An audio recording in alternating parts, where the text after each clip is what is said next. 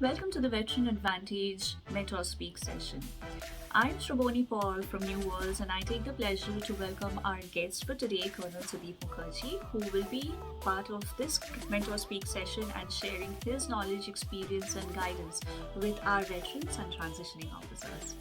One of the biggest challenges they face is how they align their core skills, which is the last 15, 20 years in service, with the roles that they are getting into corporate. And that confusion often leads to deciding on what kind of roles they should be taking up and how they proceed with the next phase of their journey. So, can you help us understand that part and how that transitioning can be more smooth and seamless? You see, the biggest thing that veterans should understand or should focus on is that Army officers, Air Force officers, naval officers, they don't do a particular job. Right. Depending on their postings, they do different kinds of jobs. So, for example, they can do something on the forces as G matters, which is operations, or they can do A matters, which is administration, or they can do Q matters, which is logistics. Now, over a period of time, as a person puts in more and more service, he gets adept at G, gets adept at A, and gets adept at Q. So he thinks that he's good at operations, he's good at logistics, he's good at administration. Right? And in fact, in the Army, if you are good at everything, you are held in good esteem. Army wants generalists, somebody who can be placed anywhere and he would function well. Right. Unfortunately, the civilian world doesn't act that way. So, for example, my friends who were with me in college and those who went the accounts route kept on doing accounts till the time they are now specialists in accounting, okay, or further super specialists in finances. Now, people who were let's say doing operations, they've continued to do operations. Yes.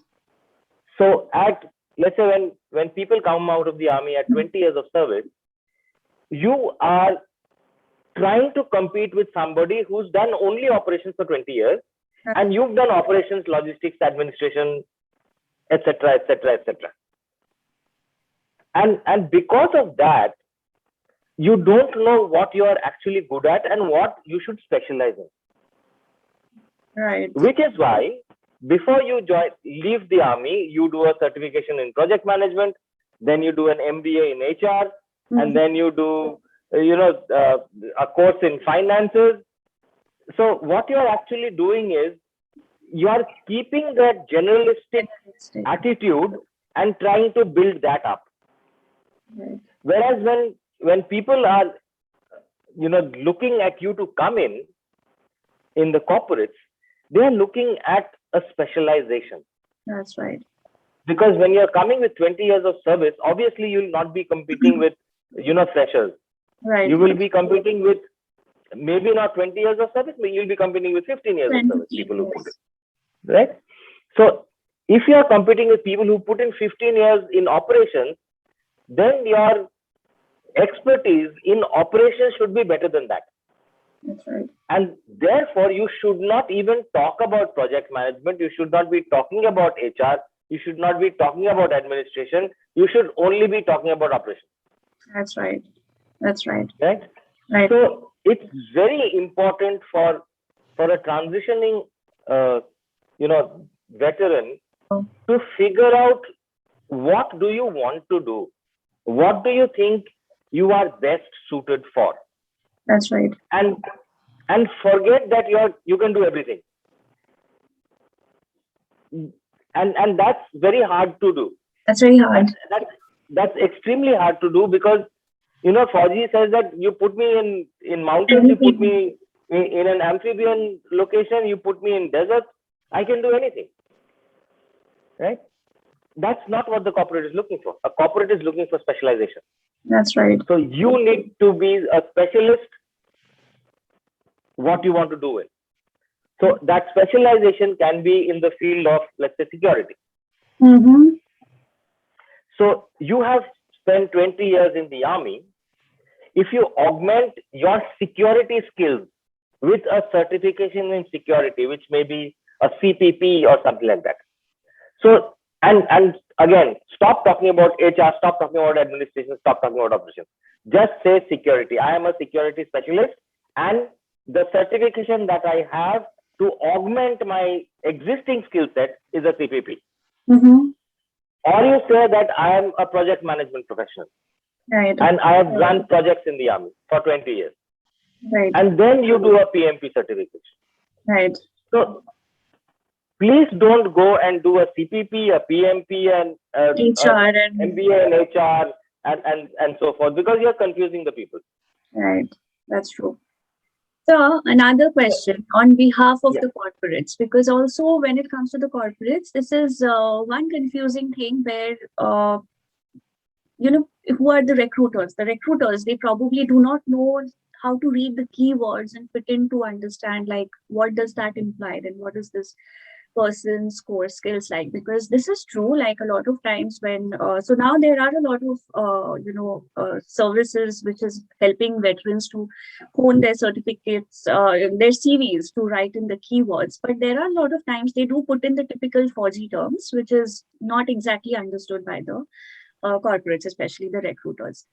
Help us understand. I mean, you can just give one or two examples of what kind of such key roles or terms would help the corporate recruiters to identify that this person comes with such and such skill set. So I'll give you an example when this happened with one of my previous employers. So there was this gentleman who was coming into a certain position. He was a veteran, and he kept saying that I cleared staff college in the first go, and I cleared staff college in the first go. And the recruiter and hiring manager, they had no idea what that really meant. So the hiring manager called me, and I was not even related to that project or business unit. And they called me and they said, Shrabonee, you did some projects with the defense. Can you come? We have a question. And I said, yeah, come on, tell me. So said, this gentleman kept saying a couple of times, several times, and it sounded that it is very important that I cleared staff college in, the first shot, and, staff college meant something. What exactly is that? So that was something that still stuck on me, because I remember that created a confusion and no one really asked a question like, what exactly is that all about? Neither did the veteran help them understand that what are the skill set, or what is it that you learn in staff college, or what is it that can actually help you understand what kind of value I could bring into the corporate, even though they are very different fields. So help us clear those kind of doubts, like if certain things are actually hyped in a particular, like they did a certain course or something, how does that align with the corporate for the recruiter to understand? Okay, so I'll just give you a brief as to how promotions happen in the army. Okay, so I got commissioned as a second lieutenant. Now people are getting commissioned as a lieutenant because they've abolished the second lieutenant. So after a lieutenant, to become a captain, you have to sit for an exam called a Part B exam. It's a promotion exam. There are 4 papers. You sit for it. Unless you clear the Part B exam, you cannot become a substantive captain. You cannot become. Okay. So generally everybody passes. There are 1 attempt, 2 attempts, 3 attempts, and so on. Right? So if you pass at the first attempt, you're good. It doesn't make a difference. You need to pass it before a scheduled time, so that you get promoted to a substantive captain. The next promotion exam is the Part D. Right? There used to be a Part C earlier, which was done away with when I was in service. So that was quite old. So the Part D exam is, you have to pass the Part D exam to be a substantive major. So if you don't pass the Part D, you cannot be a substantive major. You can be a field major. Right?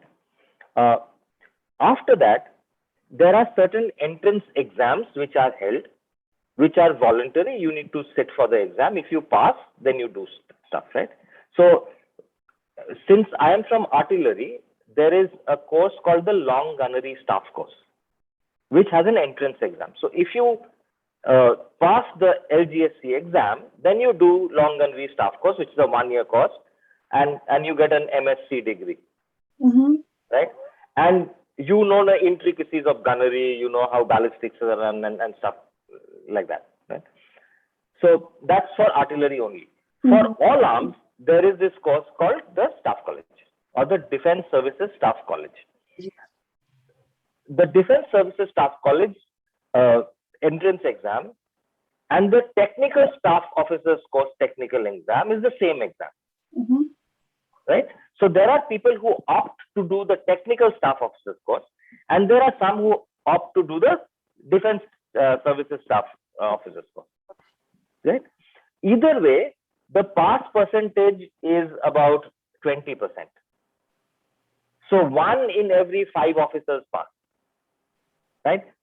Maybe less, right? So once you pass the Staff College or the TSOC, you get posted to staff appointments.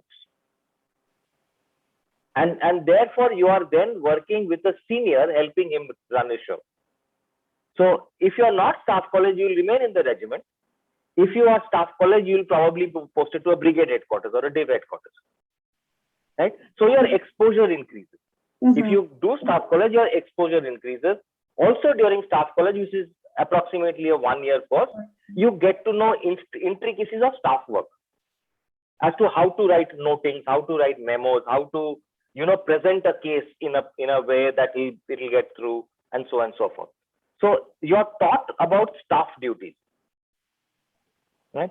Once you do Staff College, and once at colonel's rank, there is another.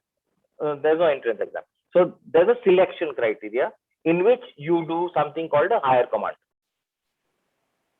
Okay, at colonel's level. So it's a higher command or the higher defense management course. So depending on how you're doing, you get selected for these courses. Then at the brigadier's level, there is something called the National Defense College or the NDC. So you get selected for the NDC. So as you go up in service, you become eligible to do all these courses. And the more courses you do, the chances of you progressing in the services increases. Right? How does that work with corporate, and how does a corporate person understand, these kind of skill sets? Actually, when transitioning veterans come to me and say that, how do I project Staff College? I'll tell them, don't do it. Okay, because it's a completely different thing. Corporates, what are they looking for? They are looking for specialists who can do a particular job. Right? What a Fauji will bring to the table is excellent man management skills. Right? In a corporate company, if you don't get along with a person, okay, the chances are that you can move out or the other person can move out, and you find your own team. And you've been in the corporate circles, and you know that teams move from company to company. So if the head shifts company, he will bring his team who is comfortable working with to the new company. Right? So in the corporate, relationships continue.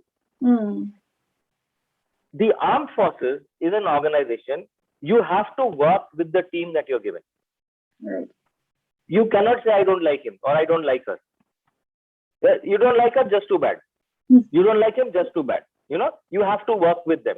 So that brings about a lot of,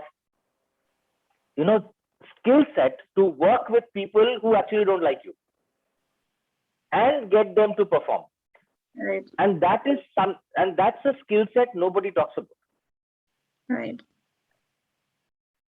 So if you put a veteran in any department, right, where there is turmoil, he's going to sort it out. He will sort it out. Okay? Right. So any department that a veteran is, you will not have any man management problem. And that's a huge thing. Because any business whether it's product related, service related, whatever. Ultimately, it's people to people. Yes, true. You're selling to a person is buying from you, a person is complaining, you're sorting out his complaints. It's all man management. Right. And if you are good at man management, you can work anywhere. Mm-hmm. So this is one skill which the corporates need to know, that if you engage a Fauji, this is what you'll get. The second thing that corporates will get when they engage a Fauji is loyalty. Oh yeah, that's true. A person who's worked outside, they will after 2 years start feeling fidgety and would want to move out if they are not promoted. A Fauji will remain in an organization for a much longer period of time. So you have this person who is bringing in, yes, most likely, obviously. So there are always, deviants, exceptions to the rule. Yes. So what they will bring in man management skills. They will be articulate. They will be able to present data well. They will be able to convince people of stuff, and they'll stay with you for a long time. I mean, what else do you want? Right. Add to that, if they have a core skill which they can prove, okay, and they will prove it if you put them in that task, you have a winner. And right. I think all, especially companies run by young people, they will do very well if they take advantage. Right, that's true. Sir, I have one question, which is a common thing that it's a tendency that is noticed for officers who complete their SSC and then join the corporate. So that is one trend. And then there are who complete 20-21 years and then they get into that place. So there is a certain challenge, which is like probably a mindset challenge, that they feel that we should probably be getting the same kind of the same kind of levels and salaries and everything. That is one challenge. But the thing is that the core skills that they bring in are comparatively different, so that comparison doesn't come in one point. An officer who actually has completed 5 years and got into the corporate, so whatever may be his field, and he probably is building up on that, versus a person who has completed 20 years and come into, what kind of advice do you have for them? Like, because they cannot expect to actually see the same things happening for them. What kind of advice do you have for them? So people who are coming in after 5 years of service, they're actually taken 5 years off. Take it that they've taken 5 years off, build up on life skills, and they're coming into the corporate, right? So most of the people who leave after 5 years first do an MBA and then get into the rut and then do whatever they want, right? So they have these additional life skills that the Forge has taught them, and they are utilizing this. Right. People who come after 20 years, they are professionals in their own right. Right? So they are not restarting their life after leaving the Forge. It's a continuation of their life, right? And that's how they need to take it. They cannot come out and say, I have been a colonel, so I should be a vice president and in charge of operations of this airline, or I should be in charge of operations of this manufacturing unit. So they have to understand that they're clueless about manufacturing. They're clueless about the airline. They're clueless about the kind of business that they're coming in. So for them to understand the nature of the business, that is the content, it would take some time. Yes, they can come in to general management roles. Right. That they are equipped to do, hit the ground running. Right? That's not a problem. However, if they are coming in for security roles, even if they're coming in for security roles, there has to be a transition from Fauji security to corporate security. And that transition can be done by the help of that certification. That certification brings about the transformation. For example, you've run projects throughout your life in the army. But when you do a PMP, you understand the jargon that the corporates speak. Because the language is different. Exactly. And unless see, both of us understand English, so I'm talking to English, you're understanding. If either of us did not know English, we would have probably spoken in a different language. So I can't speak in Fauji language to a corporate and expect them to understand.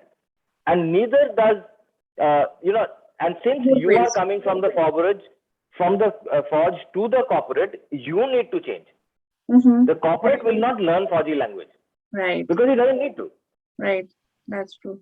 Yes, this is one of the challenges a lot of people face, where Fauji's tend to say that, oh, you people are like this, but it's actually him in the new world. But it's exactly, yes. It's like, oh, you civilians, the way you. So it's a challenge, and that has been noticed a couple of places too.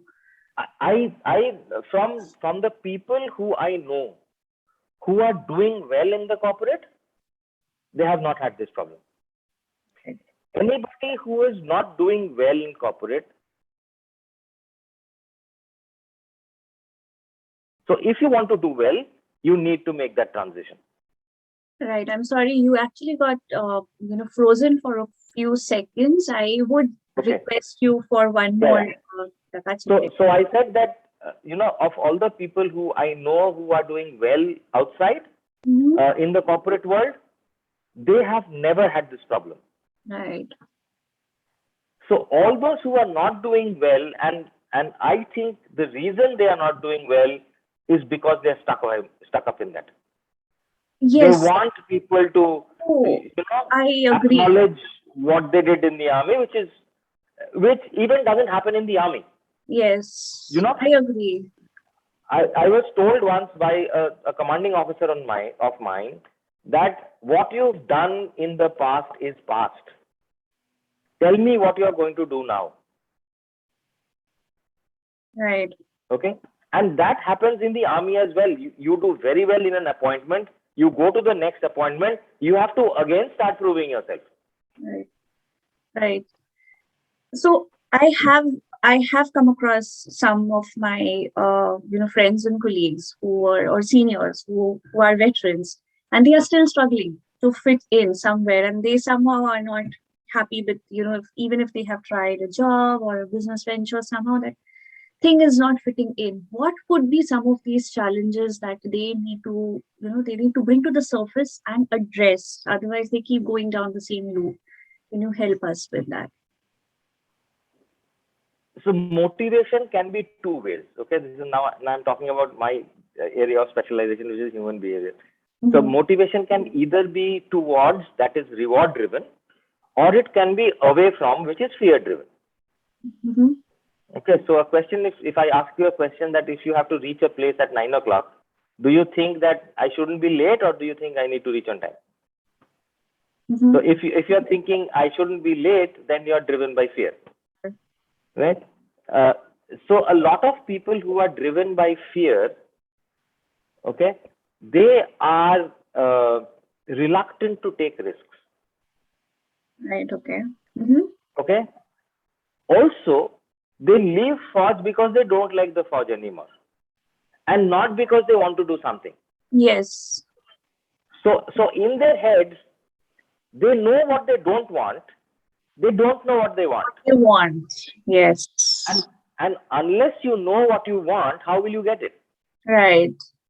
Yes, correct. Because this is what I have noticed. I mean, they wanted to leave first because they were not happy. I mean, there's nothing left in it for them anymore. But now the next journey, so they probably had a very a very blue sky imagination that civilian life will be like this because I bring in so much skills and it's going to be like this. And then the reality check is not like that. I mean, reality check is like there are a lot of practical things that comes along which no one spoke about, probably who left earlier and who talked about civilian life. And that reality check is not very comfortable for them because they were like, this is not what I expected to do. So they end up having, they actually bump heads with a lot of people because that's not where they want to be. So that challenge, and this is like, I'm probably seeing a couple of them last 5-6 years, it's been probably more than that. And they are still struggling. They have tried jobs, various jobs, businesses, it's not working. So what is that thing that might help them? I mean, if you could help them probably understand that, what is it that you may want to seek now instead of what you don't want? What is it? What could that be? Focus on what type of work makes you happy. What is it, that type of work that you've enjoyed the most? Whether it is, writing, whether it is, dealing with people, whether it is running operations, whether is it looking after VIPs, whatever has made you happy or you felt good doing, that's what you need to focus on. So people who have enjoyed being a boss, like I have the ultimate say. So such Then, kind of people, then what kind of see, people are meant for them? if you enjoyed being a boss, then I'm sorry, you're not fit anywhere. Because the question is, you've enjoyed being a boss, what did you bring to the table? Yeah. What did you achieve by being the boss? So focus on that, what you achieved. So if you've achieved something, focus on that skill set, and that's your core skill set. Right. Being a boss, you start your own business, you'll be a boss. Okay? The problem is that business will fail because you don't know what to do. Right. That's exactly what I have noticed in them as well. Like, they would actually even get into arguments with senior directors or even the CEO, because I know what I am doing and probably the team doesn't agree to that. And that is that issue that happens. So senior folks, I think this is one challenge. Juniors probably they won't have that, but senior folks they probably face that. I don't know. No, so see, that's an HR issue. So while they are being inducted, HR should be able to figure that out, whether this person will fit in or not. Mm-hmm. No, Just because I say that I'm a colonel and I know everything, you should not be taking me, right? You should figure out what I'm good at. right, that is true. So one myth that we would want to address, especially from the corporate side. So a lot of corporates believe that 4Gs are only good for security, admin, logistics, operation, full stop. So these are just a very few areas that are open up for the transitioning officers or the veterans who come in, because a lot of times corporates do not understand what are the other skill set and what are the other domains that would really benefit from a veteran being there. Human resource being one. So what are the other sides that you advise would be really good? Project management, operations, right? Project management, operations, security, of course, administration, of course, facility management, of course. I know people who are doing exceptionally well as hospital administrators. Okay? They're doing exceptionally well in the hospitality industry. That's aviation, that's hotels. I know people who are doing very well in banks as analysts. Yeah. Right? So they've done an analytical something certification which has enhanced what their knowledge in the army, and they're good at what they do. So the responsibility of bringing out what is your core skill is of the veteran. It's not of the corporate. Right. True. But then that confusion is there. Like, because I have done this, I can do that. So they apply to several roles. No, they don't. They don't. For example, let's talk about HR. Right? Okay. Mm-hmm. If you have not been in a records sort of a posting, you have no clue about compensation and benefits. Okay? You have no clue about recruitment. Right. You know general HR, but you don't know other parts of HR. Right. You do not know labor. You don't know labor laws. Right. You don't know the POSH Act. Mm-hmm. Okay? So if you want to get into HR, first you have to learn all this. Right. And then you say that, okay, I am fit for HR because now I know compensation benefits. Now I know, recruitment. I know POSH. I know, forensic audit, whatever. Right? So that, again, I say the onus is on the veteran to come up and say, this is what I can do for you. Right. Because ultimately, the difference between the forge and a business organization is the forge's ultimate aim is to keep the nation safe. Right. The business organization is looking to make money. So how are you helping that organization to make money? Right. Right. So if they can answer that question, then they are ready. If they can't answer that question, they need to do more introspection. Right. True. One last question, especially for those who are from the fighting arm. So, supplies can go with supply chain, logistics and all. People from the Edu Corps can get into L&D, HR. For those who are in infantry or, such kind of fighting posts, AD, how do they align up with corporate roles? What kind of best corporate roles would they fit into? So project management being one is one way, but what project management is very easy for people who are from engineers. Right. Okay. However, if you've been a staff officer, you would have done some amount of project management. Right. Right. So for infantry, artillery, armored corps officers, and I'm one of them, you have to figure out what you want to do. You have to figure out what your best bet is. Okay. So, right? And help with an follow that example, up. so please, if you can. Like, a lot of people might still have a little gray area on understanding that. Like, for example, people from infantry can do security. Okay, you can do a CPP, you can do security. You can also read about or do a certification in HR, figure out your HR stuff, go into the HR domain, right? You can do what else? Operations. You've been running, arms are known for operations. So if you know the operations of that core industry that you want to go in, you can get into operations. Right. So one thing that they need to understand, they will not be recruited as the top man because they don't have industry experience. Right. They will probably come in as number 2 or number 3 in that domain. And then they have to prove themselves and move up. Right. So they have to be open to starting at a rung lower than they think they should be. Okay, based on their experience, because they do not have content. They do not have the industry experience. They do not know how that company culture is. Right. And to do that, they need time. They need 3 to 6 months. In 6 months, they will know. Right. Okay, in 6 months, they can be an HOD. Right. That's true. That's very true. In fact, that's true. I thought that was my last question, but you used the term culture. So I am probably going to ask you one last question about culture. Cultural adjustment is one of the huge issues that transitioning officers face. So what kind of advice would you have for officers who are coming in from the forge to corporate, and what are the things do you think they should hold on to and give up, both sides? Which are your advice?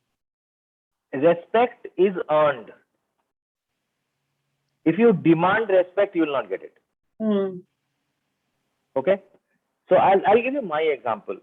When I joined the corporate after I left the army, initially everyone was calling me by first name, right? Even 20, 22-year-old boys and girls. In 6 months, everyone was addressing me either as sir or as colonel. And I have not asked anybody to, address me as that way. It's just that I was myself. I did what I had to do. Automatically that respect was earned. They'll give you the respect. Also, there is another fear is that what if I don't get a job? And because of that, chhod to diya Fauj. I've left Fauj, on a whim. Now what? What if I don't get a job? And because of that fear, they then start doing this also, that also, and something will happen. And that's when things go wrong. Because unless you are clear as to what you want, in any interview, you will not get through because that coherence will not come through. Because two course mates are really best of friends and they have been almost in the same, kind of transition things in their Yeah. life. Now they get into corporate, we feel that we want to get into the same thing, will not happen. No, it doesn't work. It doesn't work. No. Oh yes, so those are, I think, some of the very insightful areas which a lot of officers who are transitioning, I think they would be able to focus on, because they think, oh, let's get into a course together. I am Lucknow, I am Indore. Let's get into this course together, and then we'll start doing it. And one of them already is good in that, and he wants to do it. And the other one is probably not really meant to do that, but just they signed up because their friend is doing it, and that's where the confusion gets into. So I think the two most important things are, one, you have to know what you want to do, what field you want to work in. That's very, very important. Okay. And secondly is, how do you augment your skill sets with that certification, which will make you work in that domain. Right. Well, thank you so much for your Take time. care.